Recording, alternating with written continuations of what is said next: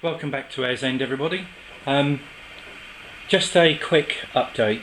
So I've made some pretty big decisions since my last clip. The controller that I've got is a 4-track controller, and I initially started to lay the track down with 4 tracks and then realised quite quickly that for this size of layout it's just too much. So the fiddle yard was almost finished, so what I've done with it is amalgamated what was a 4-track fiddle yard into 2. So there were 2 more over here, got rid of them, and just run everything into the one fiddle yard. So the main bulk of the fiddle yard remains exactly as it was before, minus a few little bits. And I go up the other end and film it from the other end, but it just runs into 2 tracks. And also, with the view of going eventually to DCC, that will just make life a lot easier now with the wiring that I need to do. So what drove that decision, if I'm honest, was in an earlier clip I explained that there was a fault with the controller, and it turns out that actually one of the transformer units is completely burnt out. So I need to try and get another one. I've tried in New Zealand and there aren't any here, so the only option is to buy one overseas. So I'll move around and do a few different angles for you, and then I'll show you the front and what I've got in mind. So this is a shot from the other end. You can see the fiddle yard. It's pretty much the same as it was before. And then just as the other end, this end just all now converges into 2 tracks instead of 4.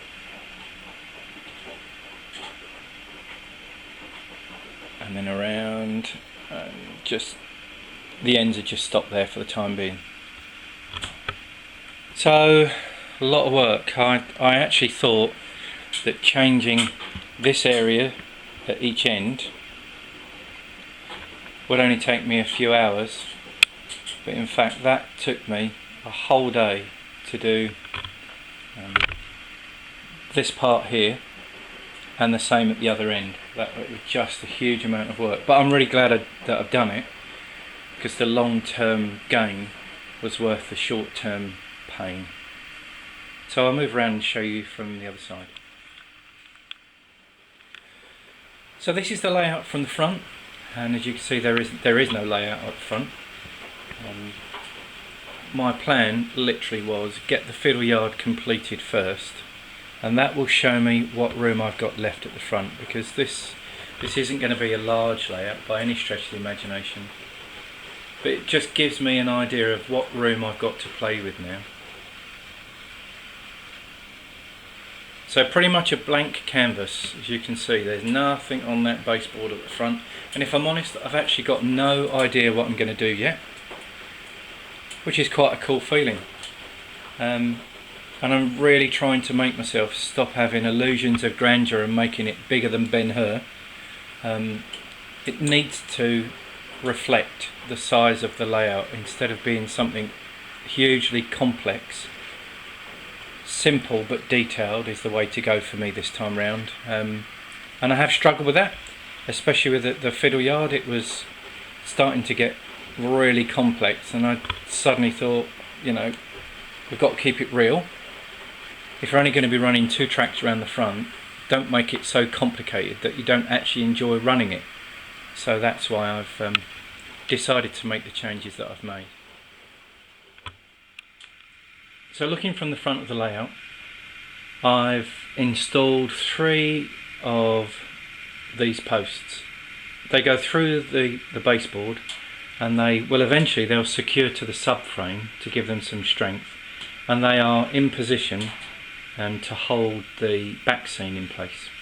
So there's 3 of them across the layout, and the whole idea is I want to create the back seam barrier so that it leaves the front as a completely blank canvas for me to make decisions about exactly what A, I want to do, and B, what I can do. So I'll take a shot from the end so you see what I've done with the posts. So this is a view from one end, and as you can see, they're not 100% straight, but they're literally just press fit in the holes at the moment. I need to add a small support bar across the underneath that links into the frame to give them some support below the board, and then I'm going to put some strapping across the top, one to keep them all the same height, and two to give them some strength above the board as well. But the back seam is literally just going to rest up against them, and at the ends I'm not sure if I'm going to curve it around to the front edges or if it's just going to be straight. I haven't made any decisions on that yet. So the whole theory of it is, with the backboard laid in, it will look something like this, although this isn't the material that I will use. This will go in here, and that will then create the backboard.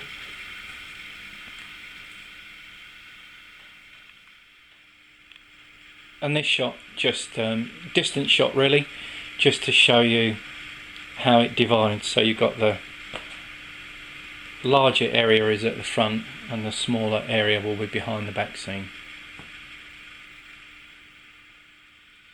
And then finally this shot, literally just showing the upright and the next upright and the backboard. It won't be this material, this is just for demonstration, and it will be one complete length of material when it's done finally.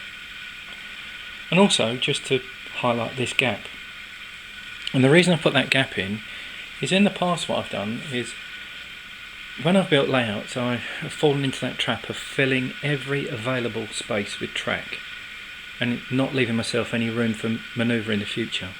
So this time, although that gap isn't big, it's just enough that if something changes I can alter the track or move things without having to do major structural changes to the whole layout, which is just such a mission once you get established.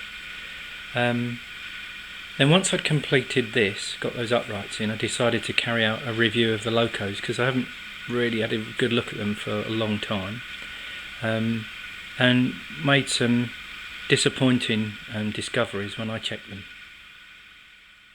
So I've done some more investigating and have found that this is the culprit. It's one of the transformers in the old control box that's it's given up the ghost basically, and needs to be replaced. One of them is working fine, but one of them's packed up. So that's going to be a purchase job for a new one. Probably overseas and get it shipped over, because I can't find one in New Zealand at the moment, but I'll keep trying. Probably be cheaper to buy it in England and get it sent over anyway, if I'm really honest. And then I decided to check out all the locos and just see where I'm at. And this is the, well, I suppose we could call it the casualty clearing station at the moment. These are all the locos that have got a fault.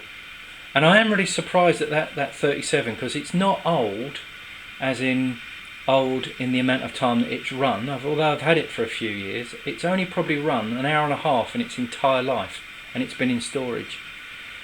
Sounds like a split gear type problem, and the same applies to the DMUs, the 101s. I know that they're notorious for split gears, and they've definitely got a split gear problem. The Western, that used to be running lovely when it was put away, but exactly the same. It sounds like split gears, as exactly the same for the 125s. So I'm going to be looking at getting some spare parts, and I'm going to have a go at trying to repair them myself, because at $100 to $150 a time to get each loco serviced and repaired, you know, you're looking at almost $1 grand's worth of repairs there. So I'm going to try and do it myself. Confused about the green Minitrix and the blue Warship.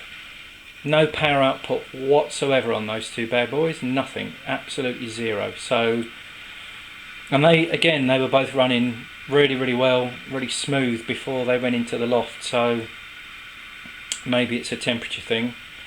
And I've got one that's, well, I suppose we'd call this one missing in action. The 56, the chassis is missing. Now I don't remember taking the chassis off of anything before I put it away, but that's AWOL, can't find that at all. So all in all, quite disappointing. almost as disappointing as it must have been for my mother-in-law at Christmas when she asked the family to club together and buy her an animal skin coat. So we did. We clubbed together and we bought her a donkey jacket, which is not what she was after. So all in all, yeah, joking aside, a little bit disappointing, but there's still plenty that are working. They do need servicing and a bit of a clean, but 8 locos not working and 1 missing is still a bit of a hit, but nothing I can do about it other than just slowly work through, go on YouTube, look online, see what I need to do to repair them, and I am definitely going to have a go at doing it myself. That way I learn as well.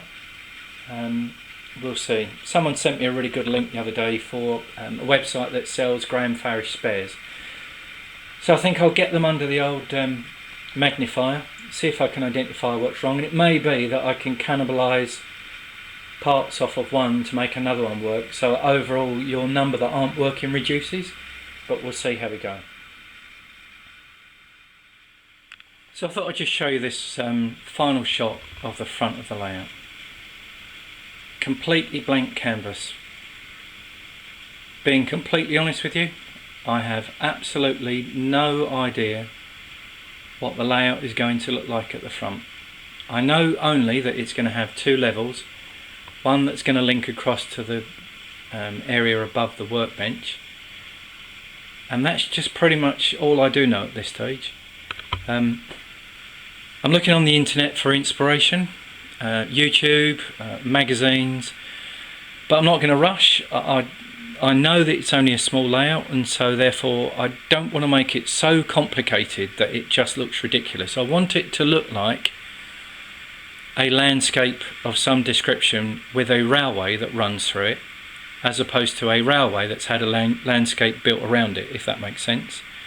So more detailed than complex. So I will try and do an update in the next couple of weeks. I may hopefully have got some track work down at the front.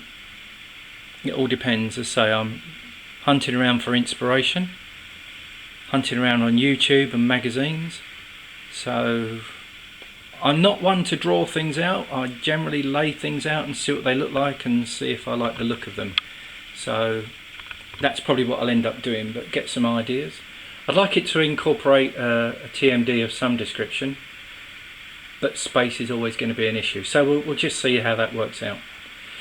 So thank you for watching, and just to clarify, I am joking when I talk about the mother-in-law wanting an animal skin coat.